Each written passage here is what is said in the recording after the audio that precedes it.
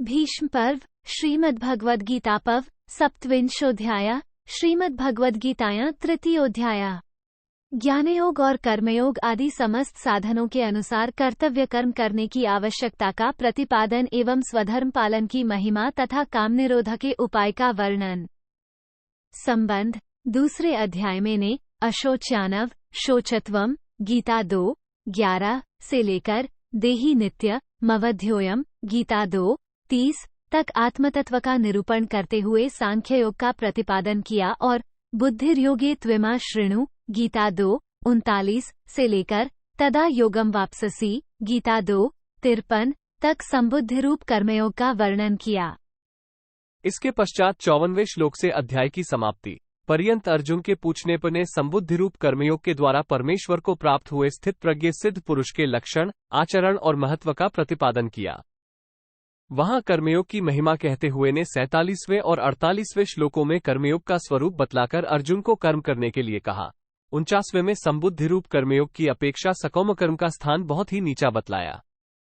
50वें में संबुद्धियुक्त पुरुष की प्रशंसा करके अर्जुन को कर्मयोग में लगने के लिए कहा। 51वें में संबुद्धियुक्त ज्ञानी पुरुष को अनामय पद की प्राप्ति बतलाई। इस प्रसंग को सुनकर अर्जुन उसका यथार्थ अभिप्राय निश्चित नहीं कर सके। बुद्धि शब्द का अर्थ ज्ञान मान लेने से उन्हें भ्रम हो गया कि वचनों में कर्म की अपेक्षा ज्ञान की प्रशंसा प्रतीत होने लगी एवं वे वचन उनको स्पष्ट न दिखाई देकर मिले हुए से जान पड़ने लगे। अतएव से उनका स्पष्टीकरण करवाने की और अपने लिए निश्चित श्रेय साधन जानने की इच्छा से अर्जुन पूछते हैं। अर्जुन बोले, हे जनार्दन, यदि आपको कर्म की अपेक्षा ज्ञान श्रेष्ठ मान्य है तो फिर हे केशव, मुझे भयंकर कर्म में क्यों लगाते हैं? 1. आप मिले हुए से वचनों से मेरी बुद्धि को मानो मोहित कर रहे हैं। एक इसलिए उस एक बात को निश्चित करके कहिए जिससे मैं कल्याण को प्राप्त हो जाऊं। 2. संबंध इस प्रकार अर्जुन के पूछने पर भगवान उनका निश्चित कर्तव्य भक्ति प्रधान कर्मयोग बतलाने के उद्देश्य से पहले उनके प्रश्न का उत्तर देते हुए ये दिखलाते हैं कि मेरे वचन व्यामिश अर्थात मिले हुए नहीं है वर सर्वथा स्पष्ट और अलग अलग हैं। श्री भगवान बोले, हे निष्पाप, इस लोक में 2 प्रकार की निष्ठा मेरे द्वारा पहले कही गई है। उनमें से सांख्य योगियों की निष्ठा तो ज्ञान योग से 2 और योगियों की निष्ठा कर्मयोग से 3 होती है। 3.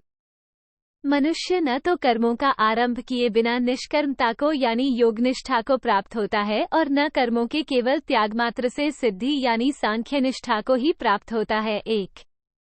निःसंदेह कोई भी मनुष्य किसी भी काल में क्षण मात्र भी बिना कर्म किए नहीं रहता, क्योंकि सारा मनुष्य समुदाय प्रकृति जनित गुणों द्वारा परवश हुआ कर्म करने के लिए बाध्य किया जाता है। 2. 5. संबंध पूर्व श्लोक में ये बात कही गई कि कोई भी मनुष्य क्षण मात्र भी कर्म किए बिना नहीं रहता। इस पर यह शंका होती है कि इंद्रियों की क्रियाओं को हठ से रोककर भी तो मनुष्य कर्मों का त्याग कर सकता है। इस पर कहते हैं, जो मुबुद्धि मनुष्य समस्त इंद्रियों को हठपूर्वक ऊपर से रोककर मन से उन इंद्रियों के विषयों का चिंतन करता रहता है, वो मिथ्याचारी अर्थात दंभी कहा जाता है। 6. किंतु हे अर्जुन, जो पुरुष मन से इंद्रियों को वश में करके अनासक्त हुआ समस्त इंद्रियों द्वारा कर्मयोग का आचरण करता है, वही श्रेष्ठ है। 7. संबंध अर्जुन ने जो ये पूछा था कि आप मुझे घोर कर्म में क्यों लगाते हैं, उसके उत्तर में ऊपर से कर्मों का त्याग करने वाले मिथ्याचारी की निंदा और कर्मयोगी की प्रशंसा करके अब उन्हें कर्म करने के लिए आज्ञा देते हैं। तू शास्त्र विहित कर्तव्य कर्म कर, क्योंकि कर्म न करने की अपेक्षा कर्म करना श्रेष्ठ है। 5. तथा कर्म न करने से तेरा शरीर निर्वाह भी नहीं सिद्ध होगा। 8. संबंध यहाँ ये जिज्ञासा होती है कि शास्त्र विहित यज्ञ दान और तप आदि शुभ कर्म भी तो बंधन के हेतु माने गए हैं, फिर कर्म न करने की अपेक्षा कर्म करना श्रेष्ठ कैसे है? इस पर कहते हैं, यज्ञ के निमित्त किए जाने वाले कर्मों से अतिरिक्त दूसरे कर्मों में लगा हुआ ही यह मनुष्य समुदाय कर्मों से बंधता है। इसलिए हे अर्जुन, तू आसक्ति से रहित होकर उस यज्ञ के निमित्त ही भली भांति कर्तव्य कर्म कर। 9. संबंध पूर्व श्लोक में ने यह बात कही कि यज्ञ के निमित्त कर्म करने वाला मनुष्य कर्मों से नहीं बंधता, इसलिए यहाँ ये जिज्ञासा होती है कि यज्ञ किसको कहते हैं, उसे क्यों करना चाहिए और उसके लिए कर्म करने वाला मनुष्य कैसे नहीं बंधता। अतएव इन बातों को समझाने के लिए भगवान ब्रह्मा जी के वचनों का प्रमाण देकर कहते हैं। प्रजापति ब्रह्मा ने कल्प के आदि में यज्ञ सहित प्रजाओं को रचकर उनसे कहा कि तुम लोग इस यज्ञ के द्वारा वृद्धि को प्राप्त हो और यह यज्ञ एक तुम लोगों को इच्छित भोग प्रदान करने वाला हो। 10 तुम लोग इस यज्ञ के द्वारा देवताओं को उन्नत करो और वे देवता तुम लोगों को उन्नत करें।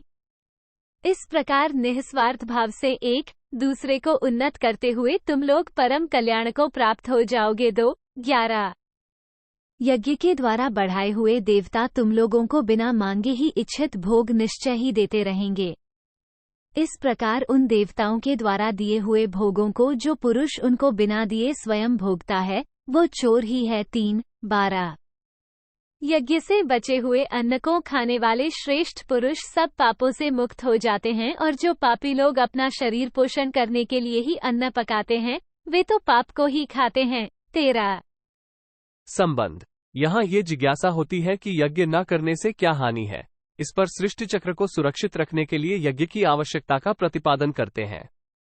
संपूर्ण प्राणी अन्न से उत्पन्न होते हैं। अन्न की उत्पत्ति वृष्टि से होती है, वृष्टि यज्ञ से होती है और यज्ञ विहित कर्मों से उत्पन्न होने वाला है। कर्म समुदाय को तू वेद से उत्पन्न और वेद को अविनाशी परमात्मा से उत्पन्न हुआ जान। इससे सिद्ध होता है कि सर्वव्यापी परम अक्षर परमात्मा सदा ही यज्ञ में प्रतिष्ठित है।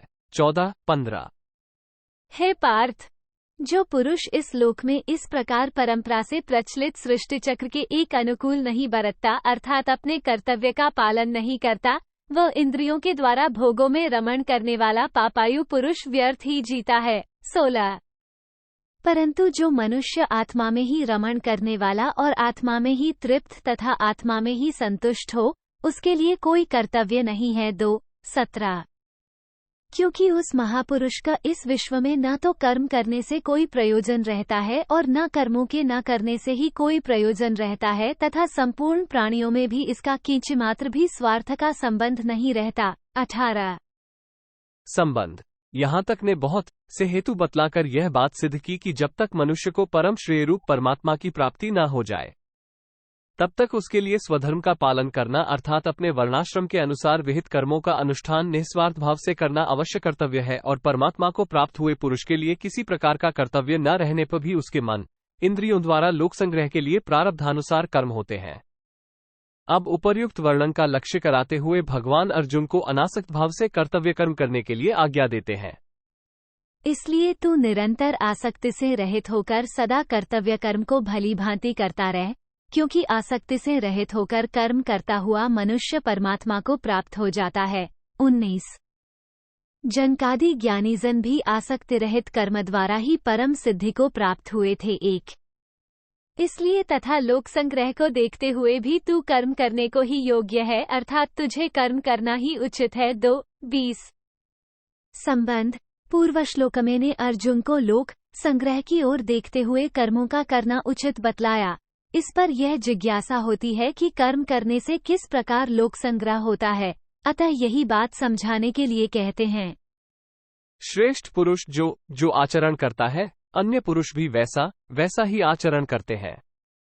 वह जो कुछ प्रमाण कर देता है 3 समस्त मनुष्य समुदाय उसी के अनुसार बरतने लग जाता है। 21 हे अर्जुन, मुझे इन तीनों लोकों में न तो कुछ कर्तव्य है और न कोई भी प्राप्त करने योग्य वस्तु अप्राप्त है, तो भी मैं कर्म में ही बरतता हूँ। 22 क्योंकि हे पार्थ, यदि कदाचित मैं सावधान होकर कर्मों में न बरतूं तो बड़ी हानि हो जाए, क्योंकि मनुष्य सब प्रकार से मेरे ही मार्ग का अनुसरण करते हैं। 4-23 इसलिए यदि मैं कर्म न करूं तो ये सब मनुष्य नष्ट भ्रष्ट हो जाएं और मैं संकर्ता का करने वाला हूं तथा इस समस्त प्रजा को नष्ट करने वाला बनूं। 5-24 इसलिए हे भारत, कर्म में आसक्त हुए अज्ञानीजन जिस प्रकार कर्म करते हैं, आसक्ति रहित विद्वान भी लोक संग्रह करना चाहता हुआ उसी प्रकार कर्म करे। 1-25 परमात्मा के स्वरूप में अटल स्थित हुए ज्ञानी पुरुष को चाहिए कि वह शास्त्र विहित कर्मों में आसक्ति वाले अज्ञानियों की बुद्धि में भ्रम अर्थात कर्मों में अश्रद्धा उत्पन्न न करे,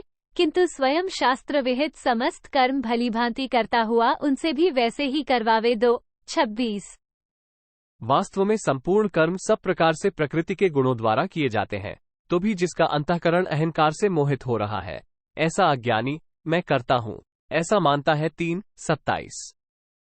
परंतु हे महाबाहो, गुण विभाग और कर्म विभाग के तत्व को जानने वाला एक ज्ञान योगी संपूर्ण गुण ही गुणों में बरत रहे हैं, ऐसा समझकर उनमें आसक्त नहीं होता। 28।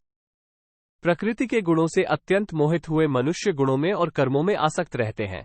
उन पूर्णतया न समझने वाले मंदबुद्धि अज्ञानियों को पूर्णतया जानने वाला ज्ञानी विचलित न करे। 2:29। संबंध। अर्जुन की प्रार्थना के अनुसार ने उसे एक निश्चित कल्याणकारक साधन बतलाने के उद्देश्य से चौथे श्लोक से लेकर यहाँ तक ये बात सिद्ध की कि मनुष्य किसी भी स्थिति में क्यों ना हो, उसे अपने वर्ण, आश्रम, स्वभाव और परिस्थिति के अनुरूप विहित कर्म करते ही रहना चाहिए।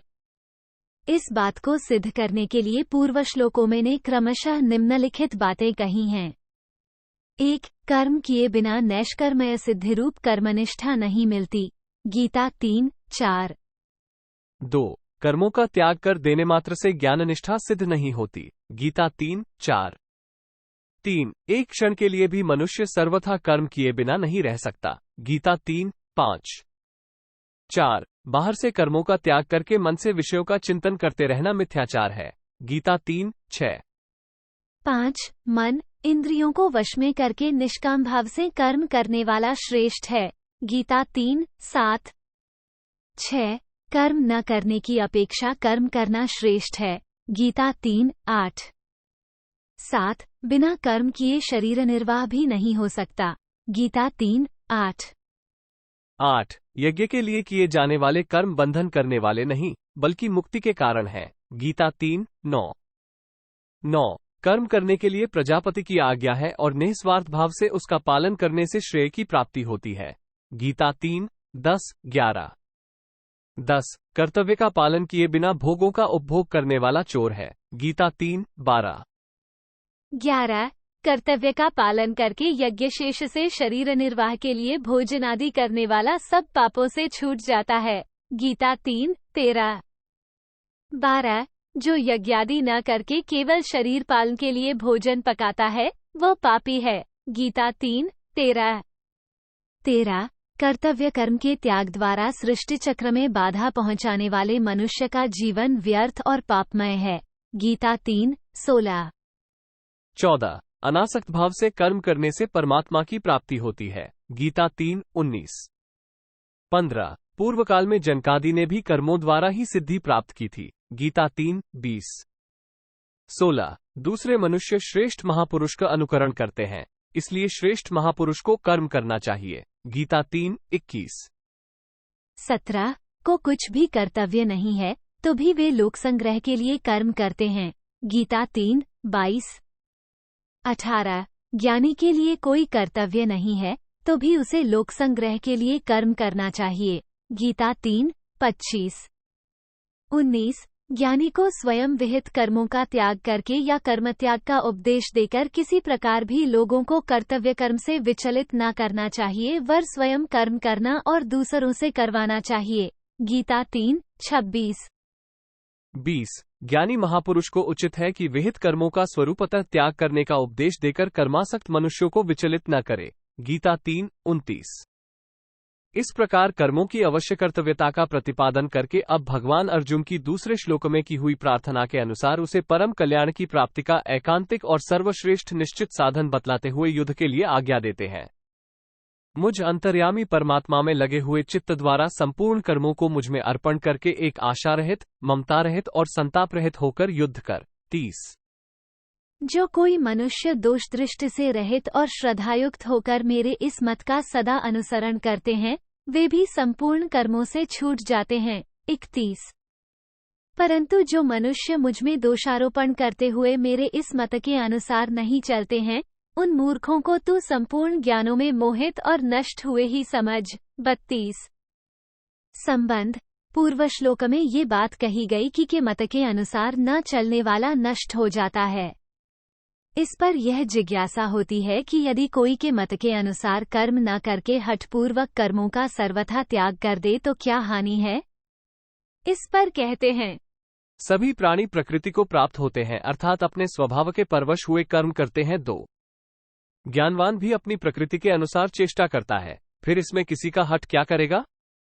33 संबंध। इस प्रकार सबको प्रकृति के अनुसार कर्म करने पड़ते हैं, तो फिर कर्मबंधन से छूटने के लिए मनुष्य को क्या करना चाहिए?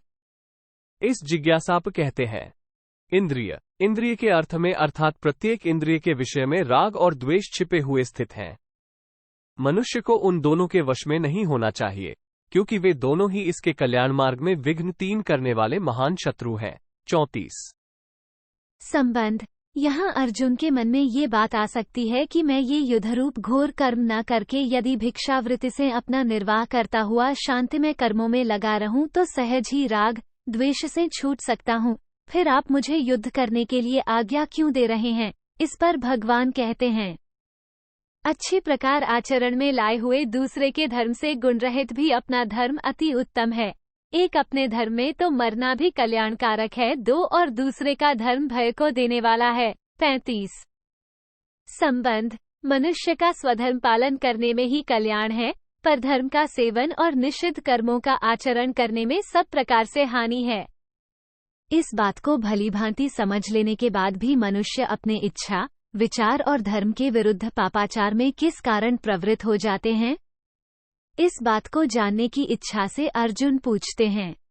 अर्जुन बोले, हे कृष्ण, तो फिर यह मनुष्य स्वयं न चाहता हुआ भी बलात् लगाए हुए की भांति किससे प्रेरित होकर पाप का आचरण करता है? 36 श्री भगवान बोले, रजोगुण से उत्पन्न हुआ ये काम ही क्रोध है। ये बहुत खाने वाला अर्थात भोगों से कभी न अघाने वाला और बड़ा पापी है। 3 इसको ही तू इस विषय में वैरी जान। 37 संबंध। यहाँ जिज्ञासा होती है कि यह काम मनुष्य को किस प्रकार पापों में प्रवृत्त करता है, अतः 3 श्लोकों द्वारा इसका समाधान करते हैं। जिस प्रकार धुएं से अग्नि और मैल से दर्पण ढका जाता है तथा जिस प्रकार जेर से गर्भ ढका रहता है, वैसे ही उस काम के द्वारा ये ज्ञान ढका रहता है। 4:38 और हे अर्जुन, इस अग्नि के समान कभी न पूर्ण होने वाले कामरूप ज्ञानियों के नित्य वैरी के एक द्वारा मनुष्य का ज्ञान ढका हुआ है। 39 इंद्रियां, मन और बुद्धि, ये सब इसके वासस्थान कहे जाते हैं।